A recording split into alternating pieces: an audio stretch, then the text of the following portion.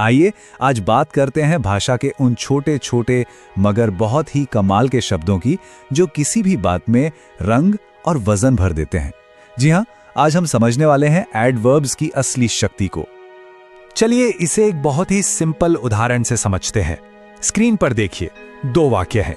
एक है वो गाती है और दूसरा वो खूबसूरती से गाती है। देखा आपने कैसे सिर्फ एक शब्द ने पूरे वाक्य का मतलब और उसका एहसास ही बदल कर रख दिया।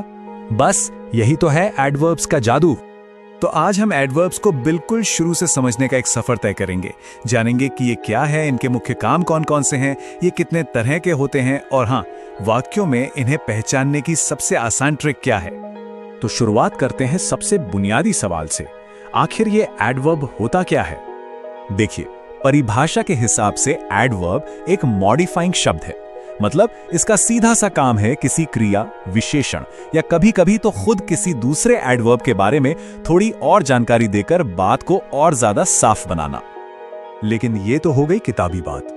अगर इसे और आसान शब्दों में समझना हो तो सवाल ये उठता है कि एक एडवर्ब असल में हमें बताता क्या है।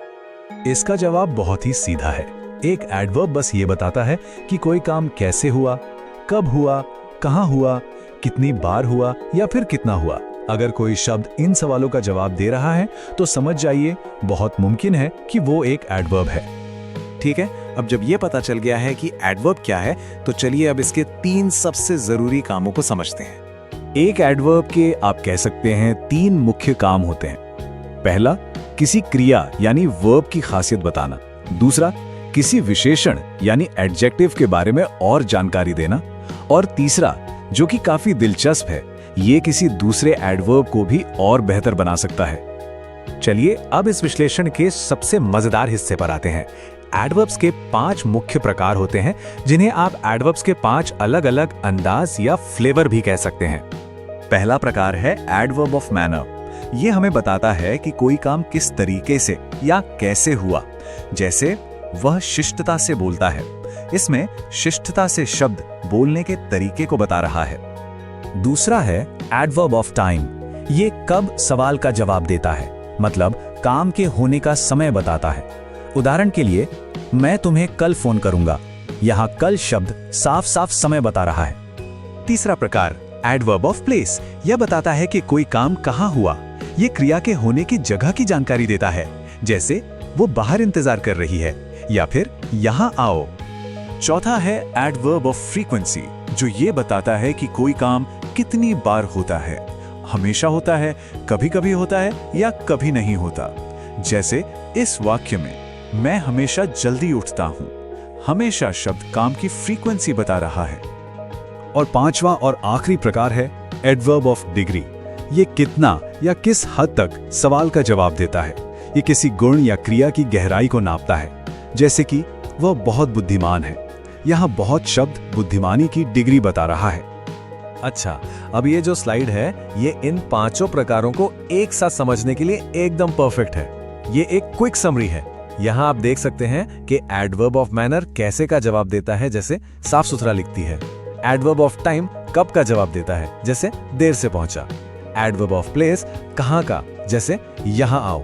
एडवर्ब ऑफ फ्रीक्वेंसी बताता है कितनी बार, जैसे हमेशा जल्दी उठता हूं। और आखिर में एडवर्ब ऑफ डिग्री कितना का जवाब देता है, जैसे बहुत बुद्धिमान है।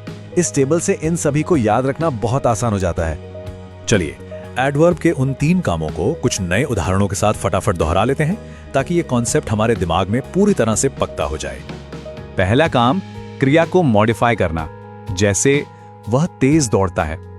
यहां तेज शब्द दौड़ने की क्रिया के बारे में बता रहा है कि वो कैसे दौड़ता है। दूसरा काम, विशेषण को मॉडिफाई करना। यह किताब बहुत दिलचस्प है। यहां दिलचस्प एक विशेषण है और बहुत शब्द इसकी डिग्री को और बढ़ा रहा है। और तीसरा काम था किसी दूसरे एडवर्ब को मॉडिफाई करना। वह बहुत स्पष्ट रूप से बोलती है। इस वाक्य में स्पष्ट रूप से खुद एक एडवर्ब है और बहुत शब्द उस एडवर्ब को भी और ज्यादा पावरफुल बना रहा है।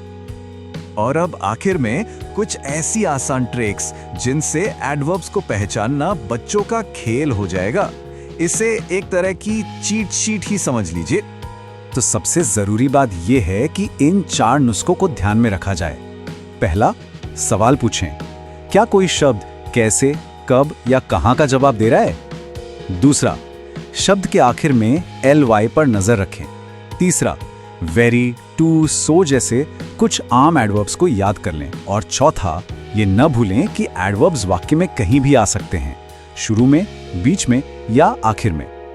हाँ, लेकिन यहाँ एक बहुत जरूरी बात पर ध्यान देना होगा।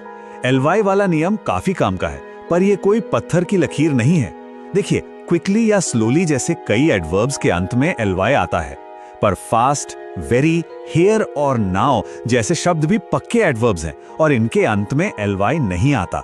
तो इस अपवाद को याद रखना बहुत जरूरी है। तो अब जब एडवर्ब्स की इस शक्ति को समझ लिया गया है, तो एक मजेदार काम किया जा सकता है ना? अपना कोई भी पसंदीदा गाना सुनिए और ये पहचानने की कोशिश कीजिए कि उसके बोल में कितने एडवर्ब्स छिपे हुए हैं।